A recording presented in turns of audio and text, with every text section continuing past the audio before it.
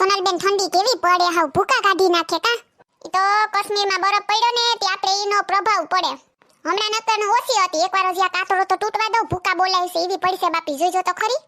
સોનલબેન હમણાં અંધારું બહુ વેલા થઈ જાય કા 2 દિવસથી. હા હવે શિયાળામાં તો એવું જ રહેવાનું, દિવસ ટૂંકા ને રાતું લાંબીયું. હા સોનલબેન કે કામમાં નત પુગાતું, હવારને એવા ધોળીએ તો હાંસ તરત પડી જાય, શું કરવું.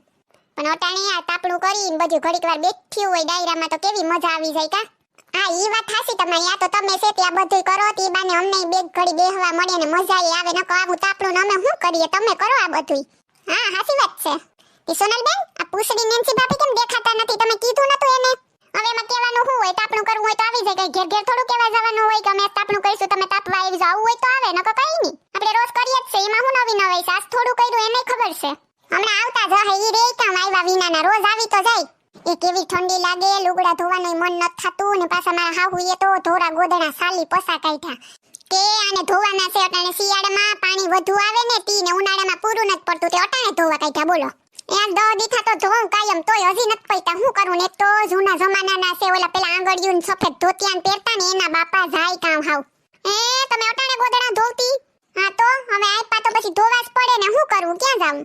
એસે ને મેં તો મશીન લેવડાવ્યું, માર હાહુઈ ના પાડતા તા કોઈ મશીન ના ખોટા ફજરીતા નત કરવા.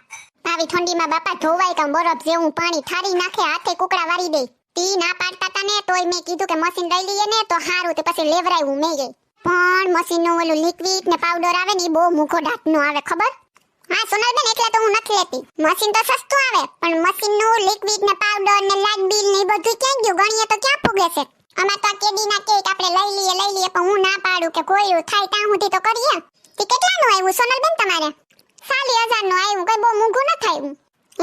40,000? હા મે હારું લેવા જાય તો ઈ એકલામાં જ પડે. આ પૂછડી આવી ગઈ. ક્યાં હતી પૂછડી, કેમ મોડું થઈ ગયું આસ્તારે? એ અમારે એનો ફોન આવ્યો તો ને તે વાત કરતી હતી. તીતે ફોનમાં વાત કરવાનું ચાલુ કરી દીધું. હું કહેતા હતા તારા પ્રિયતમ? કઈ નતા કહેતા, ખાલી એમને કેમ છે કેમ ના એમ પૂછતા હતા.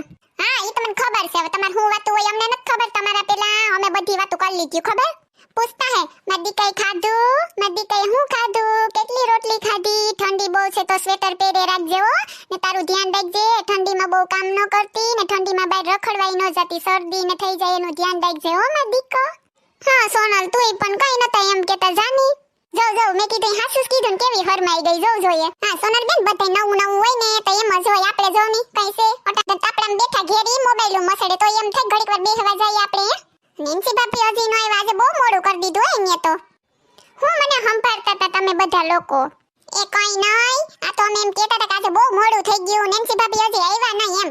તો અમે આ ઠંડીમાં હમણાં શિમલા નતા ગયા 10 દિવસ પહેલા, હતી બધા વિડિયો ને ફોટો નતા જોયા તો અમે જોતા હતા અને પપ્પા ઘરે હતા ને તો અમે કે જોઈ લઈએ. એમાં મારે મોડું થઈ ગયું જીરીક, બીજું કઈ કામ નતું. તે શિમલામાં બરફ પડતો તો નેન્સી ભાભી? અરે હા આપણે કેમ વરસાદ વરહે એવી રીતના બરફ ચાલુ હતા તો અમે હોટલનો દરવાજો ખોલીએ ને પારી નો તો કેવો બરફ પડે બાપા, એટલો મસ્ત નજારો હતો ને એમ થાય કે અહીંયા જ રહી જાય. હા નેન્સી ભાભી તો ન્યા જ રોકાઈ જવાય ને, આ શું કામ આવ્યા તમે? આ કામે કઈ નતું તમારું એમી. હું સોનલબેન તમે પણ મસ્તી કરો, ઘેર તો આવે ને. આ તો મને કઈ પ્રોબ્લેમ નથી, તમે કહો કે ન્યા જ રહેવાનું મન થાતું તો એટલે મેં કીધું તો રોકાઈ જ જવાય ને, બીજું હું. તમને ખબર બરફનો વરસાદ થતો હોય ને તો આપણે તો ગરમી લાગે, ખબર જ ન પડે કે થોડીક પણ ઠંડી છે, ખબર એવી? એવું હોય શિમલા મનાલીમાં? અરે હા બાપા, કેવા પહાડું ને ન્યાના ઝાડ તો એટલા મોટા ને લાંબા બહુ મસ્ત અને બરફ પડે પછી ઝાડ ઉપર એટલા મસ્તના ઝાડવા પથરાયેલા હોય ને એમાં લીલું અને સફેદ મસ્તનું થઈ જાય, ખબર? તમારે જ્યાં નજર જાય ને ત્યાં સુધી વ્હાઈટ અને કેટલું મસ્ત આમ ઉસું જવાનું, નીસું નહીં, બહુ મસ્ત પહાડું હો. ને હું તો એટલી બીમાર પડી ગઈ હતી ને કે મારે તમને શું કેવું, ટ્રાવેલિંગ કરું ને તો નકરી ઉલટી જ થાય, ખબર? અરે જબરી મજા આવી ગઈ, ખબર તમને? એ તમને ખબર ઓલો આપણા બાજુમાં ઓલો ગામનો છોકરો નથી રહેતો, હા ઈ કોક છોકરીને ઉપાડીને જતો રહ્યો, બોલો. ઓલો મગનો તો ઈ ને? એ હા સોનલબેન ઈસ. ઓલો ભાડે રહેવા નતો આવ્યો, હા ઈસ. ઓલી આપણે વંશાબેન નથી આપણા ગામમાં રહેતા, એની ઓલી છોકરી સ્વીટી હે ને એને લઈને જતો રહ્યો. હા ઈ સ્વીટીનો તો ઉપાડો જેવો હતો, ખબર જ હતી કે નહીં ટકે. મને તો કેટલી વખત મળી, ફોન ચાલુ જ હોય. આપણે ખબર ન પડે કે આપણે ન વર્તી જઈએ, ઝીણકી ના છે કઈ. આપણે તો ઘાટના પાણી પીધા, મને તો બધી ખબર હોય બધાયની. આ તો કોઈને કહેવાય નહીં, ખાલી ખોટા બાધણા થાય ને બીજું તો હું. હા ઈ વાત હાસી હો તમારી સોનલબેન. સોનલ, એ સોનલ, એ હા બોલો.